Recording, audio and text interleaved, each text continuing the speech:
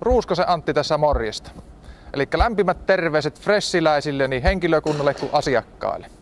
Pari päivää sitten palasi Etelä-Afrikan leiriltä. Siellä vietin 10 viikkoa ja kyllä se niinku harjoitusleirinä meni, mutta samalla niin tuli semmoinen tutkinto suoritettua kuin personal trainer. Eli teille aika tuttu juttu ja hyvin meni koko leiri. Mitä Akin Parviaisen kanssa suunniteltiin, niin ne meni ohjelman mukaan kaikki. Ja nyt tosissaan niin nyt on pari päivää oltu Suomessa. Maalis-huhtikuu olisi tarkoitus viettää Suomessa harjoitusleireillä ja täällä Tanhuvaaran urheiluopistolla. Ensimmäinen kilpailu alkaa 10.5. ja se on Dohassa Timanttiliigan kisa.